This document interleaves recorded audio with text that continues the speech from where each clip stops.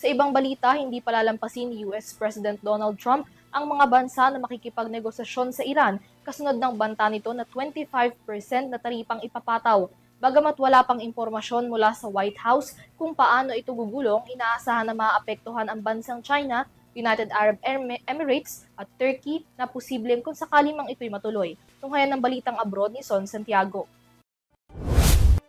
Naglabas ng babala ang Estados Unidos laban sa Iran at sa mga bansang patuloy na nakikipagnegosasyon dito. Sa isang post sa kanyang Truth Social platform nitong Lunes, araw sa Amerika, sinabi ni US President Donald Trump na papatawan ng 25% taripa para sa mga US goods ang anumang bansa na may business ties sa Iran. Ayon kay Trump, agad itong ipatutupad at pinal na ang desisyon.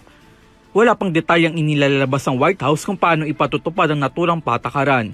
Batay sa mga ulat, posibleng maapektuhan ng hakbang na ito ang ilang malalaking trade partners ng Iran, kabilang dito ang China, United Arab Emirates at Turkey.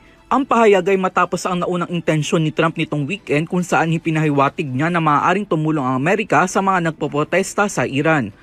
Sa kasalukuyan kasi patuloy ang malawakang anti-government protest sa Iran dahil sa matinding kinaharap nito sa ekonomiya at mataas na inflation. Nananawagan rin ang mga mamamayan roon na patalsikin na ang kasalukuyang rehimen. Ayon sa US-based human rights activist news agency, umabot na sa 646 ang nasawi kaugnay ng mga protesta hanggang sa mga oras na ito. Mahigit 10,700 katao naman ang naaresto. Patuloy rin ang malawakang internet shutdown at communications disruption sa buong bansa. Matatanda ang paulit-ulit na tinuligsan ni Trump ang pamunuan ng Iran at nagbabala na ang karagdagang karahasan doon ay maaaring magbunsod ng mas matinding aksyon ng Amerika, kabilang dito ang aksyong militar.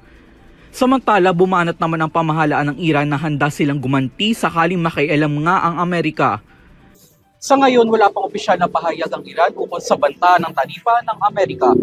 Para sa Euronews, ako si Son Santiago, sumasaludo sa bawat Pilipino.